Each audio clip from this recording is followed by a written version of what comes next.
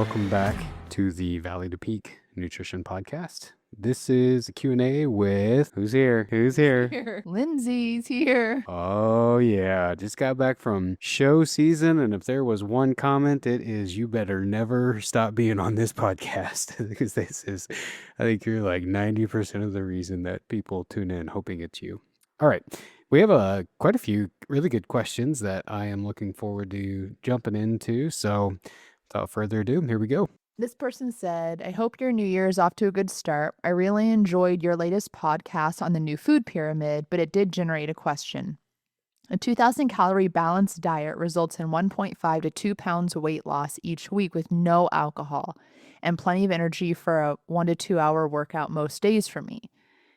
If I have 2 beers or drinks, say 300 calories, and reduce my food intake to 1,700 calories, so the total is still 2,000 calories per day. Kind of two parts to this question. One, will I still lose weight at the same rate as a no alcohol diet?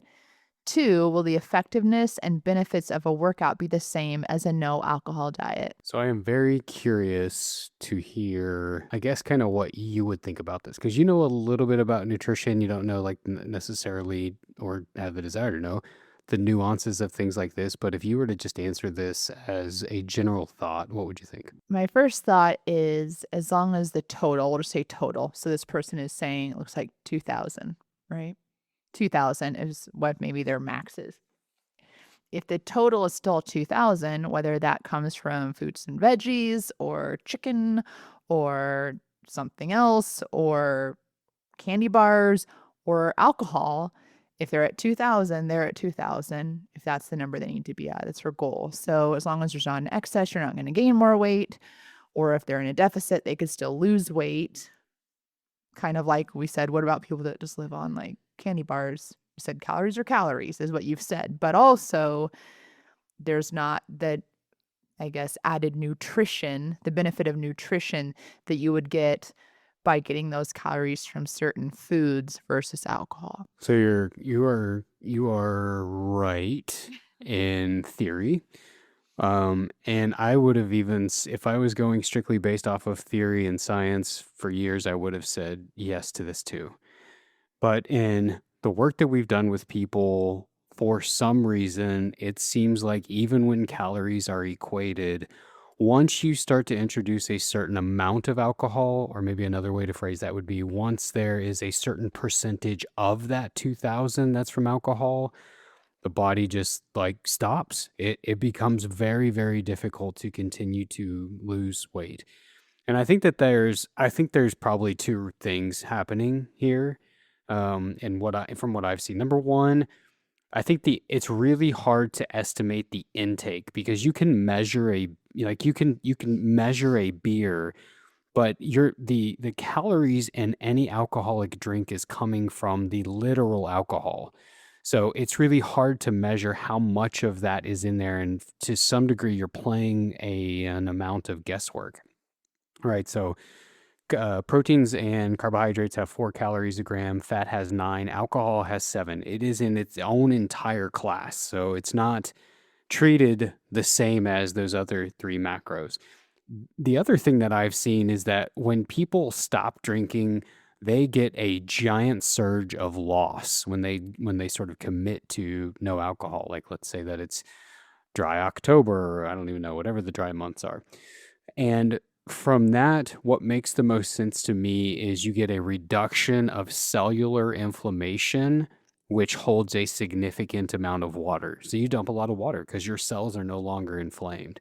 So in theory, yeah, if you have 300 of your 2000 from alcohol and calories are equated, you should continue to lose weight, but that is not what I've seen observationally, which means you either, number one, commit to less or none, or number two, you need to treat 300 more like 500. You need to create a larger budget. And then that bleeds into the second question, which is now you're getting calories in from a place that has absolutely no nutrition.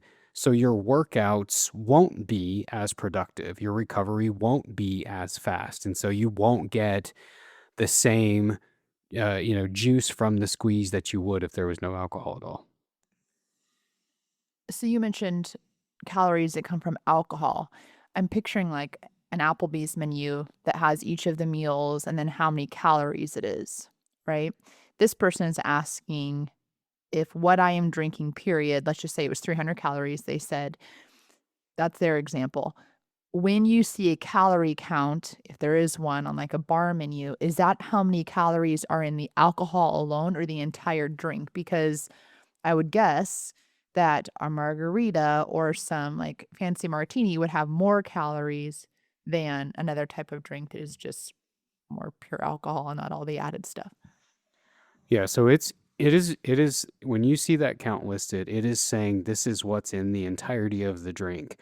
But I think that is a great example of why it's hard to measure because did the bartender use exactly 1 ounce of tequila? Or maybe it was a little more. Maybe he likes you. Maybe he's single and you're single and he thought you were cute, so he quote hooked you up. Or, did he use the exact amount of margarita mix or no? And it's the same is true of eating out. It's like, well, whose lasagna recipe are you going to go off of? Because I love her and it's delicious, but your mom's recipes are going to be much higher in calories than what ours are.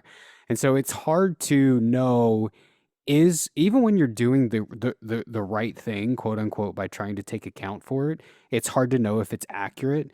And if you're too far above that threshold to get the weight to move or to get the performance to increase, it just won't. And that's something we say all the time is like, boy, if the body could perceive what our actual goals were and our efforts, then everyone would be making progress, but it doesn't. It perceives what's actually happening. So until those 2 things line up, it's gonna be tough to see, any advances on either one of those. All right. Number 2. All right. This next one says, I'm happy with a nutshell answer here. And their question, is there any value in staying fasted in the morning during cardio? Sometimes I take a gel, sometimes don't, and I wondered if I derive any weight loss benefit in staying fasted. My guess is it's negligible, but I thought I'd ask. All right. So this was, a really good one, I felt like, because it's a common question that people have. And I basically broke it down into 3 different chunks. So number 1 would be based on how you personally feel. If you feel better running on an empty stomach, then forget the fat loss or the weight loss or the performance side of things. Then I would, that's a reason to train fasted is if you just feel better. Forget everything else. If you feel better doing that, then you should. Now, this is me. I actually do not feel good eating right before a workout. And so even when I would be training for something really long, like a 3 or a 4-hour run, I will bring things with me to have about an hour after I start running for my fueling throughout the entirety of that run. So that's one angle of it to look at. Number 2 is by doing so, an advantage is you are training, quote unquote, your body to use fat as fuel. Now, that can sound really, really great, but that is only if what you are doing is, if what you are planning to do is lower intensity. Now, this person happened to be training for a marathon, so I know that that's not always going to be the case for them. So that's not necessarily advantageous. And here's why. If you teach it to operate predominantly on fats, when you go to introduce carbohydrates for the run itself, it doesn't use them as well. It's learned off of something different, right? It would be like if your main language was something and you went to another country and tried to speak a different language, but you didn't know it well, it's going to be very foreign concept to it. And the same would be true here. So anytime you train yourself in that angle, then you're losing something on the other side of that. And that is typically what happens in these type of situations is the idea is well, I'm going to train fasted or I'm going to train teaching my body to use fat. And then when I introduce carbs, boy, it's just going to gobble it up and it's going to be like rocket fuel. But we find that not to be true. We find that the gut does not use that fuel quite as well. So You would be better to train on some fuel in the gut as opposed to thinking you're teaching it or thinking you're gaining an advantage by teaching it to train fasted, especially whenever you start to increase intensity. Number 3, does training fasted encourage greater weight or fat loss? The answer there is no, calorie deficit. Number 3, I think you'll like this one, and I'll have to scroll so you can read it. This person's asking about getting older. They said, I have a startling question or maybe a statement, which is, I have never been this old before. It is no secret the older one gets, the more joints and maybe its feet or that troublesome near ankle really starts talking to you. This weaves its way into older folks' lives. It is, or can be to some degree, somewhat even seasonal, somewhat mind debilitating. Age is also somewhat digestive debilitating. What I could eat as a young and middle-aged guy, wow, my digestive system is saying, dude, the broccoli ain't sitting well anymore. It's sort of like sandpaper to the gut and soul. They said, not from the standpoint of marketing value to peak, but old people. Crap, this is not easy anymore. Do you see a notch in this for older folks in your ministry? By the way, you do have a ministry of bringing a more healthy lifestyle and running the race. It might not be spirituality-centered ministry that we often think of, but it is a professional ministry. Where does one go when they hit the 70s and are still active and want to stay active? When much of the world, as I see it, is pretty concerned with inputs to and within the 20 to 40 age, then that group of 50 to 60s and the market, okay, now you're entering into that period of beer and wine drinking, front porch and patio dwellers. This person's awesome. What I am seeing a lot of right now from what I am looking at is this. You all be satisfied and don't expect much out of life. When in ways I see a whole other vista out there. But what are the nutritional needs and calories and food that might help older folks? Kind of want to hang out with whoever this is. I like that they're honest. Yeah, I just thought that was so good. I mean, in so many different ways, so honest and like someone just feeling like they're overlooked because so much of the information in our world is aimed at 20 and 40-year-old crowd. And he's saying, look, like there's still a lot that I want to do. And, how does the nutrition for someone like me change? I loved that. It's such a good question. It sort of like made me almost emotional to read it just to hear all that. The good news is that it doesn't really change, and I would be curious your thoughts as we kind of talk through this too. So the good news I think is that you're the the things that change as you get older are really no different than what the 20s and 40 somethings that you talked about should also be doing. So whether you're in the older demographic or you are the 20 to 40s, I'd say listen up. And here's what we tend to find. Number 1, it's important to remember just to take care of yourself, and that is to take the time to eat regularly, to not let don't feel like you have to let don't feel like you have to spend great volumes of time and preparation to where you have to like give up convenience, because that's something we hear a lot is like people just don't feel like cooking. But also don't let yourself diminish in the quality of the food that you do eat. I think that we've seen this a little bit with our parents as they've gotten older, and we really saw this with my dad right before he died. Was my dad, he spent his entire life like cooking family meals for us. And then as he got older, he was just basically eating nothing but TV dinners and really just anything that he could find that sounded good to him. And I think that was just because he was tired of cooking. But I've heard that too. And this isn't always the case, but more often than not, I think we'd agree women tend to be the cooks in the home, not in ours and not in a lot, but they do. And I've heard many moms say, they're like, I cooked for years. I had little kids. I had teenagers. Like we had sports. I cooked for so many years. And now that it's my husband and I, which 50s to 60s is often the empty nester stage, they say, I'm just so sick of cooking all the time.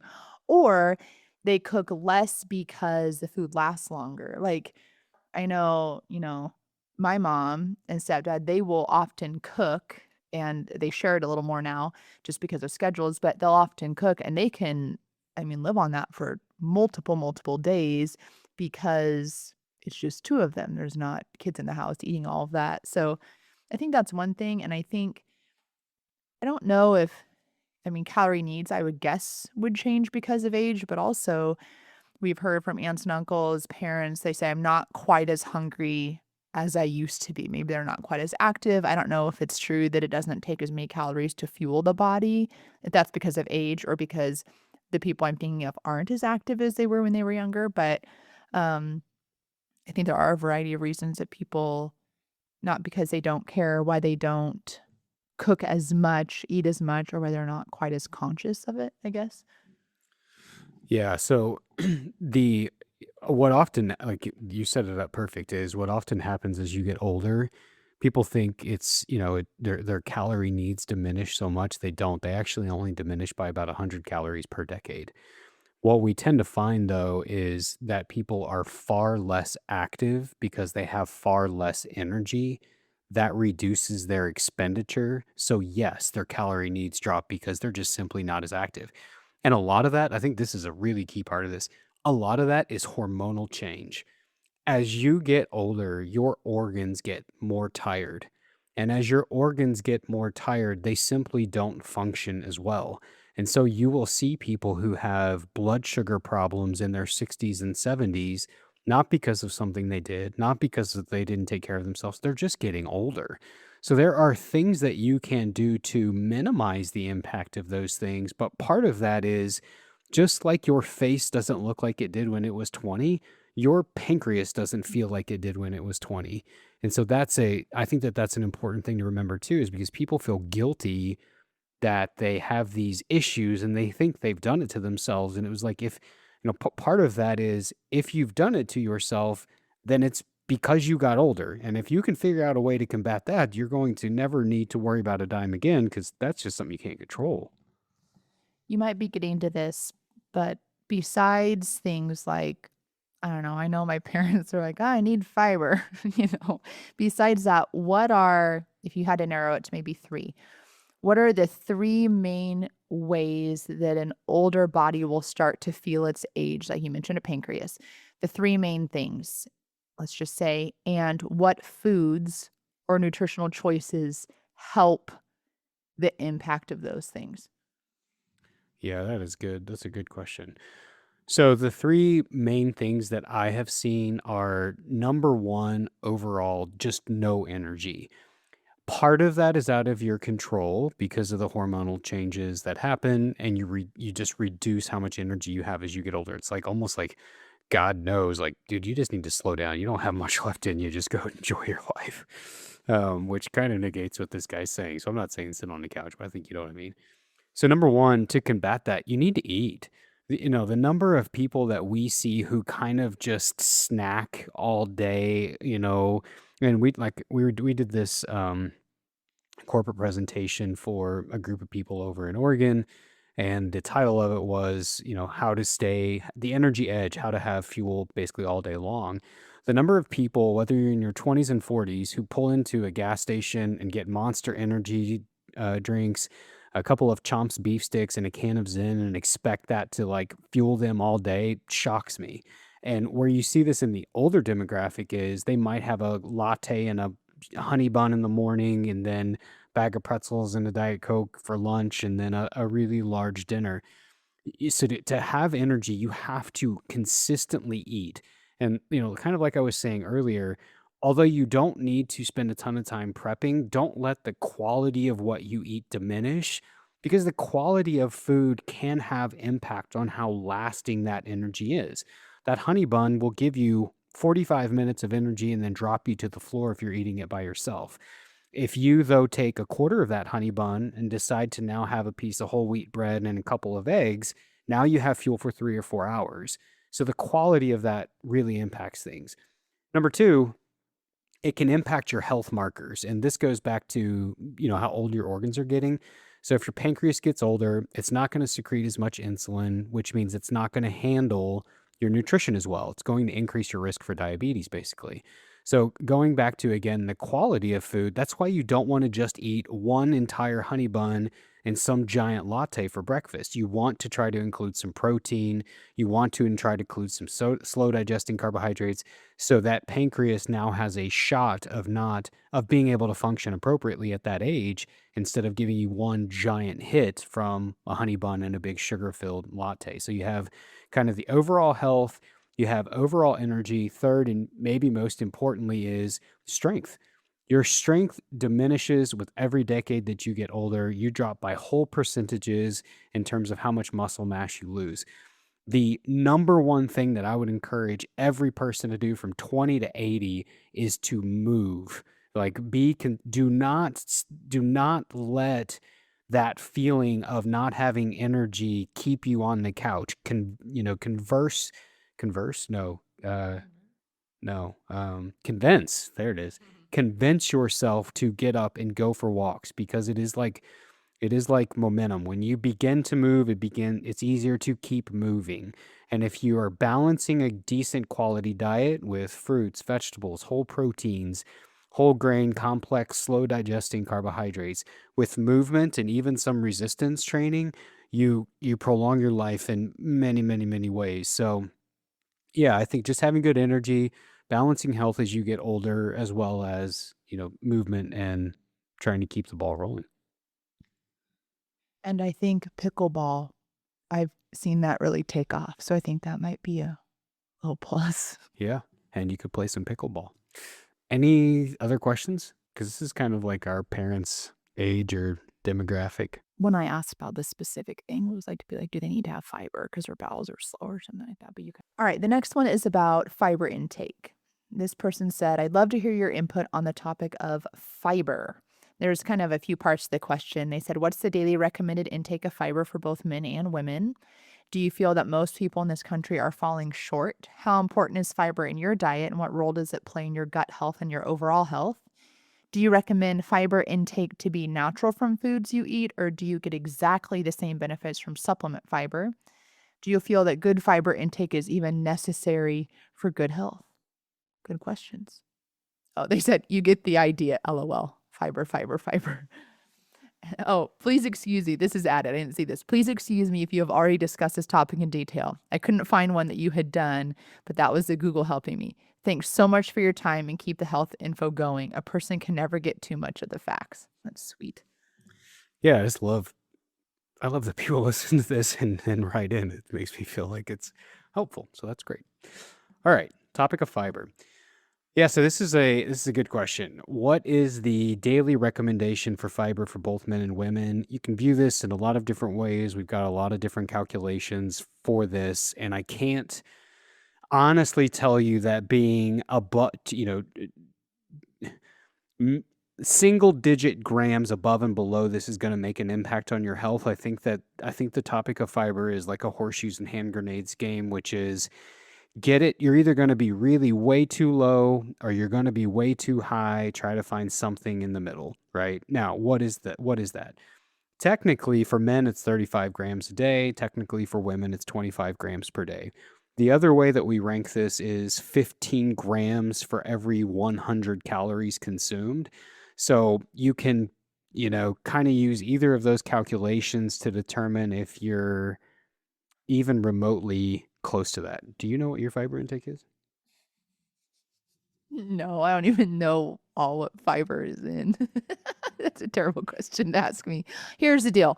I feel like when I think of foods that would cause gas, that's fiber foods, right?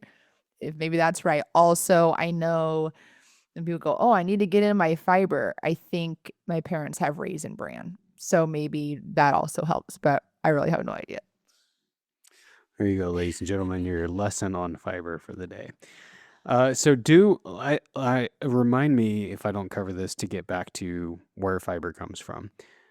Second part of the question was, do you feel that most people in this country are falling short? 100%. Absolutely. There is no question in my mind that that is true. Even in our clients who I can see their nutrition of, who are focusing on health, fall short on accident, right? It's just an afterthought. And a large part of the reason that the country is falling short is because you have to think about the American diet as a whole, and you have to think about places that are not necessarily focused on health. And I don't want to call any particular state out, but for a vast majority of Americans, they do not eat fruits. They do not eat whole fruits anyway. They'll drink juice all day, but not whole fruits. A vast majority of Americans do not eat vegetables. A vast majority of Americans do not eat whole grains. A vast majority of Americans do not eat sources of dietary fiber. So there's no question that they are missing out on um, the daily fiber recommendations. Now, this kind of goes into the third part of his question, which is how important is it in your diet? What role does it play in gut health and overall health? Fiber to me is one of the most underlooked but most valuable pieces of nutrition that people don't pay attention to. If that makes sense. From a you kind of asked this in a couple of different ways. You say gut health and overall health. From an overall health standpoint, fiber does the obvious, which is keep you regular, which is why our parents all ate Raisin Bran flakes, and so on and so forth. But it also drives down cancer risk. And so, like, if you've not listened to um, the two episodes we did on when is too much meat too much, and what happens when you grill meats, and what about nitrogens, and what about all of that, the biggest qualm that I have with carnivore diet is you are dramatically increasing foods that are known to cause risk. You are taking out everything that is known to drive down risk. And that, to me, doesn't take a rocket science to know that creates a disaster. So when you look at a lot of the research around cancer, the one thing that you see in nearly every one of them that drives down risk is the intake of fiber and whole grains, fruits, vegetables, etc. There's a lot that drives up risk, mainly smoking and being overweight being the two number one drivers of it that you see across the board. But the ones that you see that eliminate risk are fiber intake and in daily health. So it plays an immense role from that standpoint. It's also known to be one of the sources that keeps your cholesterol at a decent level. It's also known to help you stay regular, which is also promoted with overall health. So there are innumerable benefits that we see from it, and almost none, in spite of what you are seeing all over social media about how, oatmeal is peasant food and it, connects all of these things from a molecular level and drives your cells haywire, blah, blah, blah. But then as far as gut health also plays a big role in the sense of it tends to, number one, keep you regular. Number two, I don't know how nerdy to get in this, but when you eat fiber, bacteria from the gut ferments on that fiber, which produces a certain fuel type for the gut that is known to promote gut health. And that's important. I just will leave it at that. This really simplifies things, but I picture like cleaners that have grain in like any sort of gritty grain in them, and they actually get rid of dirt on things, right? I picture face wash that comes with the little micro beads being like it actually cleans your face, dirt grabs it, whatever, and you actually feel clean after. I feel like that's kind of what goes on in your body, where I almost picture little like I don't know, we call them cockaburs or something, but what are those little deals that get on your clothes when you're hiking, right? Okay. Like where it grabs everything and kind of removes it as it leaves the body. And it sounds like that is a very simple, girly version of what fiber's supposed to do. That is literally what it does. Is it grabs onto cholesterol, it grabs onto particles that are known to cause health issues, and it literally carries them out in your feces. So lack of fiber, you are missing out on that element. Now, he's got another part of his question in here that says, well, what about fiber supplements, or do you have to eat it all? They can help, but there are two types of fibers, and those two types of fibers serve different roles. One keeps you regular, one kind of cleans you out. One turns into a gel, one acts like the Cocklebur, right? In terms of cleaning you out. So by only leaning on a fiber supplement or only leaning on insert your reds and greens supplement of choice in here, you are missing out on the other types as well as that ability to have the Cocklebur-like effect in your colon. So, yeah, I think broadly it is one of the most undervalued, underlooked things. And plays a major role in every aspect of health. You said you would get back to this, but if someone was like, "Oh, I realize I'm probably low in this. What are 5 foods I could easily go get at the store, like not just all brand cereal. What are 5 things that you're like, this would be a great addition to your daily intake that would be fiber rich?" Very easy. Whole fruits, whole veggies, whole grains. That's it. Anything you get in those categories are going to do that. Now, I'll give you better than that, but the two different types of fiber are insoluble and soluble. Soluble dissolves in water, creates a gel, and can help in the large intestines. Insoluble does not dissolve in water, and it adds bulk to the stool. It's kind of like that Cocklebur effect. Soluble would be oats, barley, nuts, and seeds with the skin on them, beans, lentils, peas, apples, avocados. There's a bunch of them. And then insoluble would be more of like the fiber cereal that you're talking about that our parents ate, oatmeal, whole grains, nuts, vegetables, green beans, potatoes. So there's a variety of them. But again, it's like, who's going to create that list and go in there? If you're buying a variety of fruits and veggies, you're buying a variety of whole grains, you're getting brown rice instead of white, you're getting whole wheat pasta instead of white, you're getting whole wheat bread instead of white, so on and so forth. It is very high probability that you are covering your bases. Now, I think this is important to throw in the whole mix too. You can overdo fiber, and that will wreak havoc on your gut in terms of how you feel. You will be doubled over. Like, this goes back to that question earlier about broccoli and how, what do you say, like, me body not likey so much or something, something like that. Too much fiber can absolutely wreck you. And where I see this the most, where you will see this the most is your whole wheat tortillas with added fiber, and they are usually labeled low carb, keto friendly. They add all this fiber in there to drive the total down so they can advertise them lower in calories and carbs. And you'll get people eating 2 and 3 of these. So they'll get 36 grams of fiber in at lunch, be doubled over, and have no clue why. And a lot of that is because there's too much fiber. So too much fiber can create constipation, and it can wreak havoc in the gut because the bacteria ferments on the excess, and that's what you don't want. So you are looking for a balance, but for your average person, you're going to find that just by increasing it, eating more fruits, veggies, and whole grains. Anything else you want to add for this Q&A? No. Any questions about your own nutrition? Oh, no. Any salutations you want to give? Just wish everybody the best managing their fiber intake and output, I guess. I don't know. That is it for this episode. Thanks for joining us on the Valley to Peak Nutrition Podcast. We love getting questions like this, so if you ever have any, please don't hesitate to send those over to us, and we would be glad to cover them. Until next time, we'll see you. Have a great week, everyone.